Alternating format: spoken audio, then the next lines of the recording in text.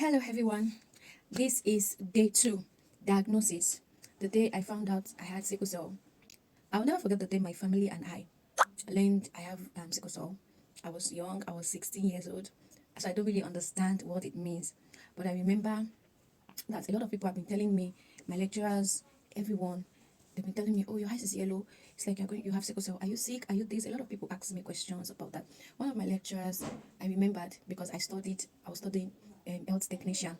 So of course, there are doctors around and all that. So one of my lecturers asked me, I said, he called me outside and asked that, Tumishe, what's going on? Your eyes is yellow. Are you fine? I said, yes, I'm fine. I'm okay. He said, it seems you have sickle cell. I said, what is sickle cell? He said, well, you need to go to the lab to get tested for your genotype and all that. I said, fine, okay. So I used to have frequent illnesses and pain episodes. Sometimes I'll have pains for 3 days, 5 days and all that. So, but it actually didn't make sense to me at the time. I do go to hospital, I take trips to the hospital, and I became aware of routine and all that. But the day finally came, a lot of people have just been saying, you're sick, you have sickle cell, you have this, you have that. And I was like, I am going to check. I am even going to check if truly today I have sickle cell. I took money from my account. I went to a lab and they just tell me the lab scientist just say, okay, please, I think you're going to meet the director of the lab. And I went there. I went inside his office. He said, "Are you the only one alone?" I said, "Yes, I'm the only one. I came alone." So why? He said, "I'll bring your mom and your dad and your parent or any siblings." I said, "Well, I just want to check. I don't need to bring people along with me and all that." And I said, "Okay."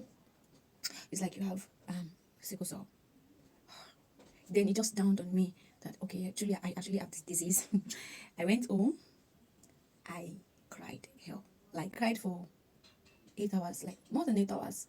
I don't know because I think it was because of the way the man said it, the news, the way he broke it to me, and every time he just said, you have sickle cell. That was what said you have sickle cell, and I guess you are going to die soon.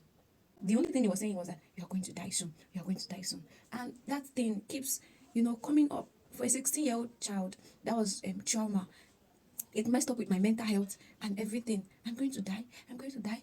That was just what was going on with my brain. And I started when I got home. I couldn't hold my tears. I cried home. I cried home. I cried when I got home. I kept crying and crying and crying. I cried. I called my mom.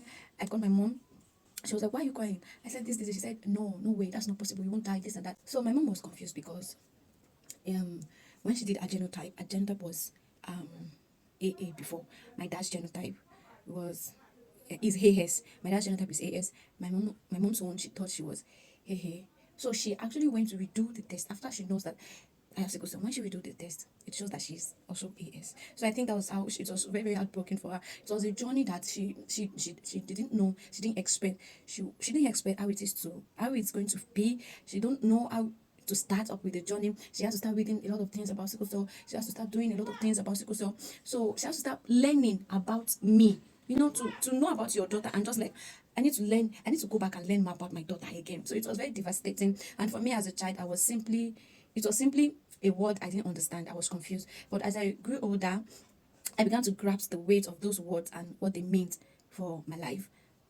So sickle cell wasn't just a diagnosis; it became a constant companion, sharing my childhood, my choices, and my perspective on life. I was sick for 3 days straight. I've had a lot of experiences when it comes to sickle cell. Like I've had a lot of experiences. So looking back, that moment marked the beginning of my journey as a warrior. It was the day my family and I had to adjust and face the unknown together. And the diagnosis didn't define me, but it did prepare me to fight, trust God, and live life with a deeper appreciation for the little things. Tomorrow, I'll share some of the memories from my childhood and how I adapted to life with sickle cell. With love from Tumishe. Bye.